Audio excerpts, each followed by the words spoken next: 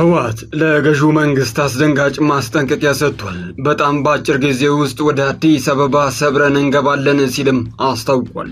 ህወሓት አይቀሬው ጦርነት በምንም አይነት ሁኔታ እንደማይቀር አስታውቋል። ዶክተር ደብረጽዮን ገብረ ሚካኤል የሚመሩት የህወሓት ቡድን ኢትዮጵያ ውስጥ ከሚንቀሳቀሱ ታጣቂ ኃይሎች ጋር ጥምረት በመፍጠር ገዢውን መንግስት እንደሚያስወግድም አስታውቋል። ብልጽግናን ማስወገድ ብቸኛው አማራጭ መሆኑንም ቡድኑ ገልጿል። ህወሓት አክሎም የትግራይ ህዝብ ጠላቶች ሲል ከጠራቸው ኃይሎች ጋር እየተሰለፉ ባንዳ ያላቸውን የትግራይ ኃይሎች ከጠላት ለይቶ ላለማየት መወሰኑንም ይፋ አድርጓል። ዝርዝሩን በተከታዮቹ ደቂቃዎች የምትሰሙት ይሆናል። ወዲህ ደግሞ መከላከያ ሰራዊት ልዩ ዘመቻ አውጇል። በጎጃም የፈነዳው ከባዱ ውጊያ ተቀጣጥሎ ቀጥሏል። መከላከያ ፈረስ ቤት ዳሞት እስከ ጮቄ ተራሮች ድረስ የፋኖ ታጣቂዎች ላይ ጥቃት የከፈተ ሲሆን በአካባቢው ያለውን የፋኖ ኃይል ግራቀኝ ከብቤ ደመሰስኩ ሲልም አስታውቋል። ዝርዝሩን እንነግራችኋለን። መንግስት ሀገሪቱ በከፍተኛ የእድገት ጎዳና ላይ መሆኗን በተደጋጋሚ በሚገልጽበት በዚህ ወቅት ከፍተኛ የሆነ የዋጋ ግሽበት መከሰቱን መንግስታዊው ተቋም አስታውቋል። የሰኔ ወር የምግብ ዋጋ ግሽበት ወደ 15.1 በመቶ ያሻቀበ ሲሆን ይህ ኢኮኖሚያዊ ቀውስ በአሳሳቢ ሁኔታ እንደሚቀጥልም ተጠቁሟል። መንግስት በቅርቡ ከአይኤምኤፍ $5 ቢሊዮን ብድር ለመውሰድ መቃረቡን ተከትሎ በሀገሪቱ ተንቀሳቃሽና ቋሚ ንብረት ያላቸው ዜጎች ለከባድ ቀውስ የሚዳርግ የግብር ረቂቅ ሰነድም ተዘጋጅቷል። ይህ ረቂቅ ሰነድ በተሽከርካሪ ባለ ንብረቶች እንዲሁም በቤት ባለቤቶች ላይ ተደራራቢ የግብር አይነቶችን እንዲከፍሉ የሚያስገድድም መሆኑንም ከመረጃ ምንጮቻችን የደረሰን ጥቆማ ያስረዳል። ለአዲስ አበባ ከተማ ነዋሪዎች ከባድ ማስጠንቀቂያ ከከንቲባ አዳነች አቤቤ ተሰጥቷል። በተከታዮቹ ደቂቃዎች ዝርዝር መረጃዎችን እናስደምጣችኋለን። አክብሮታዊ ሰላምታችን በያላችሁበት የዓለም ጫፍ ድረስ ክብሯን ተከታታዮች ለሰዓቱ ያሰባሰብናቸውን አዳዲስና ወቅታዊ መረጃዎች ይዘን ቀርበናል። ለአዳዲስ ወቅታዊና ታማኒ መረጃዎች ቻናላችንን ሰብስክራይብ በማድረግ ቤተሰብ ይሁኑ።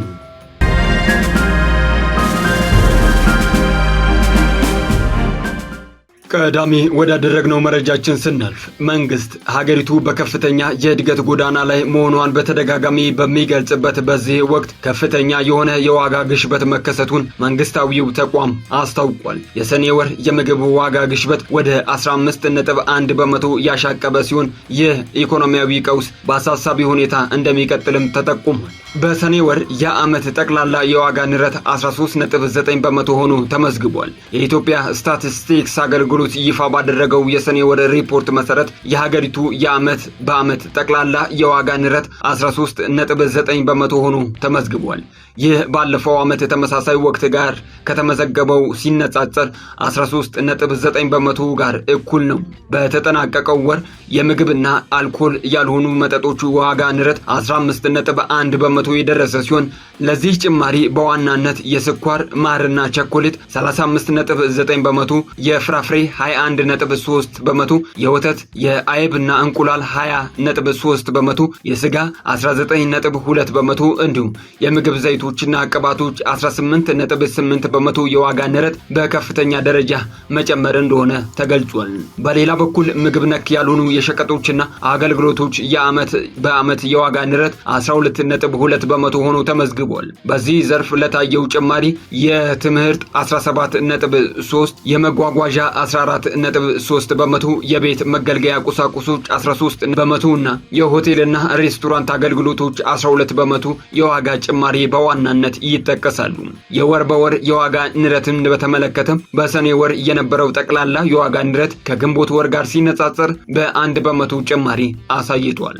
አገልግሎቱ መረጃዎችን የበለጠ ተአማኒ ለማድረግ የምግብና የሸቀጦች ዋጋ የሚሰበሰብባቸውን ገበያዎች ቁጥር ከ120 ወደ 200 ማሳደጉን ማስታውቋል። ይህም አዳዲስ የተቋቋሙትን የሲዳማ፣ የደቡብ ምዕራብና የማዕከላዊ ኢትዮጵያ ክልሎችን በስፋት ለማካተትና የዋጋ እንቅስቃሴ እንቅስቃሴውን በትክክል ለመለካት የሚያስችል አሰራር እንደሆነም ተጠቅሷል። መንግስት በቅርቡ ከአይኤምኤፍ $5 ቢሊዮን ብድር ለመውሰድ መቃረቡን ተከትሎ በሀገሪቱ ተንቀሳቃሽና ቋሚ ንብረት ያላቸው ዜጎች ለከባድ ቀውስ የሚዳርግ የግብር ረቂቅ ሰነድ ተዘጋጅቷል። ይህ ረቂቅ ሰነድ በተሽከርካሪ ባለንብረቶች እንዲሁም በቤት ባለቤቶች ላይ ተደራራቢ የግብር አይነቶችን እንዲከፍሉ የሚያስገድድ መሆኑንም ከመረጃ ምንጮች የደረሰን ጥቆማ ያስረዳል። ተደራራቢው ግብር ከዚህ ቀደም የተጣሉ የቤት ክራይ ግብር፣ የጣሪያና ግድግዳ ግብር፣ ዓመታዊ የገቢ ግብር፣ የመሬት ግብር እንዲሁም ሌሎች መንግስታዊ መዋጮች እንዳሉ በተጨማሪ የሚጣል መሆኑንም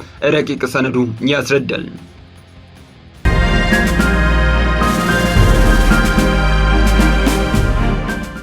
መከላከያ ሰራዊት ልዩ ዘመቻ አውጇል። በጎጃም ቀጠና ከባድ ውጊያ እየተደረገ መሆኑን ከመረጃ ምንጮቻችን የደረሱን ጥቆማዎች ያስረዳሉ። የመከላከያ ሰራዊት ልዩ ዘመቻ ማወጁን ተከትሎ በጎጃም ቀጠና ከባድ ውጊያ እየተደረገ ነው። መከላከያ ከፈረስ ቤት ደጋዳሞት እስከ ጮቄ ተራሮች ድረስ የፋኖ ታጣቂዎች ላይ ጥቃት እየከፈተ ሲሆን በአካባቢው ያለውን የፋኖ ኃይል ግራ ቀኝ ከበቤ ደመሰስኩት ሲልም አስታውቋል። ጀነራል መሐመድ ተሰማ የሚመሩት የምስራቅ እዝ ካለፈው ሐሙስ አንስቶ በጎጃም ቀጠና የፋኖ ኃይሎች ላይ መጠነ ሰፊ ዘመቻ ከፍቷል። የፋኖ ጠንካራ ይዞታዎች ላይ ያነጣጠረው እና ፋኖን ያለበት ቦታ ድረስ ሄዶ የመምታት ኦፕሬሽን በከባድ ሰብአዊና ቁሳዊ ኪሳራ ታጅቦ ተቀጣጥሏል። ከሰሞኑ በተለይም በጮቄ ተራሮችና ደጋዳሞት ቀጠናዎች እልህ አስጨራሽ ጦርነት ተደርጓል። መከላከያ ዛሬ ባጋራው ሪፖርት በዘመቻው ድል እንደቀናው ገልጿል። ዘመቻው የፋኖ ዋና ዋና ምሽግ በሆኑ በጮቄና አካባቢው ባሉ የቦቅላ ታዳጊ ከተማ፣ ቅኛቦ፣ ገዳማላ፣ ደብረ ዘይት፣ አምስተያ፣ ካባ፣ ዋሻ ሚካኤል፣ ኮረታ፣ ስናን ማርያም፣ ወስታወት፣ ኮረብታ፣ ፍቅጣር፣ ገነት ማርያም፣ ቁጭትና አልማ የተባሉትን የጮቄ ሰንሰለታማ ተራሮች ላይ ያነጣጠረ ነው። በእነዚህ አካባቢዎች ጽንፈኛ ቡድኑን በገባበት ገብቶ አሳዶ በመምታት በድል የታጀበው ኦፕሬሽን እየተደረገ ነው በማለትም አሳውቋል። የዘመቻው ዓላማ የፋኖ መረብን በመበጣጠስና የህዝብን ደህንነት ማስከበር እንደሆነ ገልጾ ድል እንደቀናው አክሏል። መግለጫው ቃል በቃል እንዲህ ይላል። በሁሉም አቅጣጫ እየተቀጠቀጠና ከፍተኛ ኪሳራን እያስተናገደ የሚገኘው ጽንፈኛ ቡድን በጮቄ አካባቢዎች ሲመታ ለማምለጥ ያደረገው ሙከራ ሳይሳካለት ቀርቶ በሰራዊቱ ፈጣንና መብረቃዊ ምት ሙሉ በሙሉ ተደምስሷል። በርካታ መሳሪያና ተተኳሾችን ጨምሮ ከህዝብ ከተቋማት የዘረፋቸውን ተሽከርካሪዎች በቁጥጥር ስር ውለዋል በማለት ይገልጻል። መግለጫው ይቀጥልና ከአጎራባች ክፍሎች ጋር ትስስር በመፍጠር ጠላት በየትኛውም አቅጣጫ ሾልኮ እንዳይወጣ ግራና ቀኝ በመክበብ ተዋጊውን ሎጂስቲካዊ አቅሙን ሙሉ ለሙሉ ያጣበት ኦፕሬሽን ነው በማለትም አክሏል።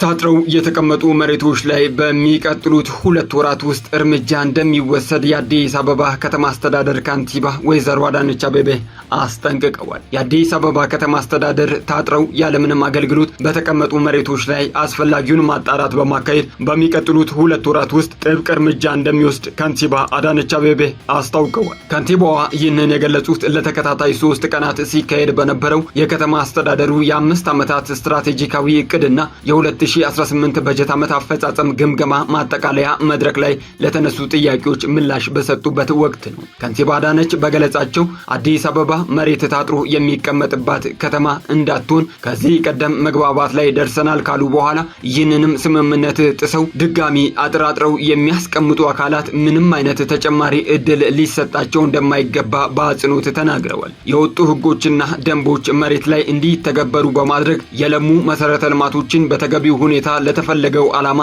እንዲውሉ እየተደረገ መሆኑንም አስረድተዋል። በመድረኩ ላይ በከተማዋ የሰላምና ደህንነት ሁኔታ ዙሪያ ማብራሪያ የሰጡት ከንቲባዋ በአዲስ አበባ ምንም አይነት የደህንነት ስጋት ሳይፈጠር በርካታ አገር አቀፍና ዓለም አቀፍ ኩነቶች በሰላም መጠናቀቃቸውንም አስረድተዋል።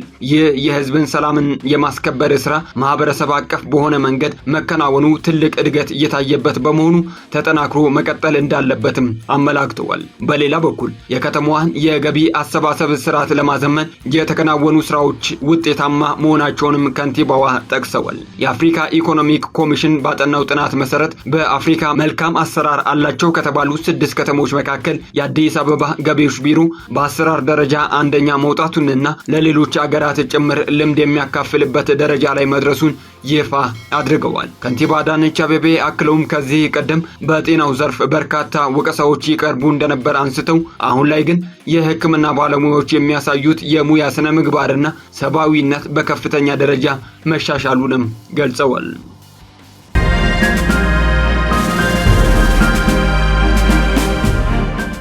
በመጨረሻም ህወሓት ለገዢው መንግስት አስደንጋጭ የተባለ መግለጫን ሰጥቷል። በጣም በአጭር ጊዜ ውስጥ ወደ አዲስ አበባ ሰብረን እንገባለን ሲልም ህወሓት አስታውቋል። ህወሓት አይቀሬው ጦርነት በምንም አይነት ሁኔታ እንደሚጀመር ጠቁሟል። ዶክተር ደብረጽዮን ገብረ ሚካኤል የሚመሩት የህወሓት ቡድን የኢትዮጵያን ውስጥ ከሚንቀሳቀሱ ታጣቂዎች ኃይል ጋር ጥምረት በመፍጠር ገዢውን መንግስት እንደሚያስወግድም ጠቁሟል። ብልጽግናን ማስወገድ ብቸኛው አማራጭ መሆኑን የገለጸው ህወሓት አክሎ የትግራይ ህዝብ ጠላቶች ሲል ከጠራቸው ኃይሎች ጋር ለፉ ባንዳ ያላቸውን የትግራይ ኃይሎች ከጠላት ለይቶ ላለማየት መወሰኑንም ይፋ አድርጓል።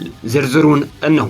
በዶክተር ደብረጽዮን ገብረ ሚካኤል የሚመራው የህዝበ ወያኔ ሓርነት ትግራይ ህወሓት ቡድን ባወጣው ይፋዊ መግለጫ በኢትዮጵያ ውስጥ ህልውናቸው በአደጋ ላይ ከወደቁ ኃይሎች ጋር አዲስ ጥምረት በመፍጠር ገዢውን መንግስት ለመታገል መወሰኑን ይፋ አድርጓል። ሰሞኑን በመቀለና በተለያዩ የትግራይ ከተሞች የተካሄደው ህዝባዊ መድረኮችን ዋቢ ያደረገው መግለጫው በትግራይ ህዝብ ላይ የተደቀነውን አደጋ መመከት የሚቻለው በማሸነፍ ብቻ ነው የሚል መግባባት ላይ መደረሱን ገልጿል። ቡድኑ አያይዞም የትግራይ ህዝብ ጠላቶች ከሚላቸው አካላት ጎን የተሰለፉ የክልሉን ወታደራዊና ፖለቲካዊ ኃይሎች ባንዳ ሲል የፈረጀ ሲሆን እነዚህን አካላት ከዋናው ጠላት ለይቶ ላለማየትም ህዝባዊ መድረኮች ድምዳሜ ላይ መድረሳቸውንም በይፋ አስታውቋል።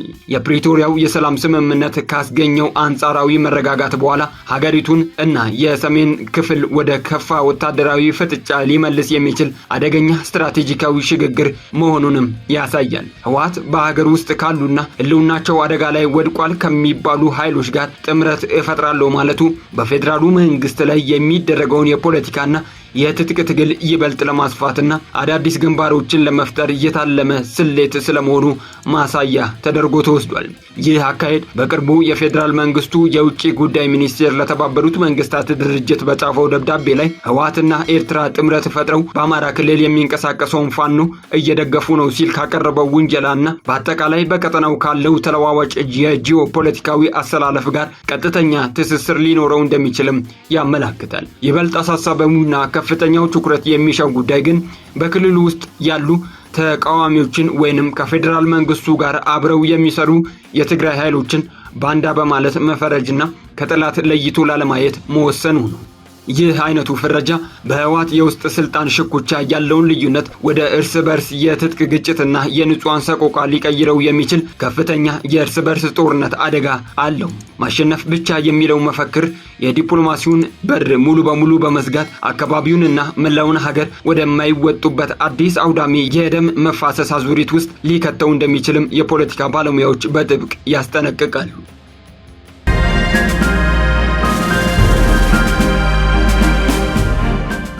ክቡራን ተከታታዮቻችን የሳቱ መረጃዎቻችን በዚሁ አበቁ። በሌሎች አዳዲስና ወቅታዊ መረጃዎች እስክንገናኝ ሰላም ቆዩን። ለአዳዲስ ወቅታዊና ታማኒ መረጃዎች ቻናላችንን ሰብስክራይብ በማድረግ ቤተሰብ ይሁኑ።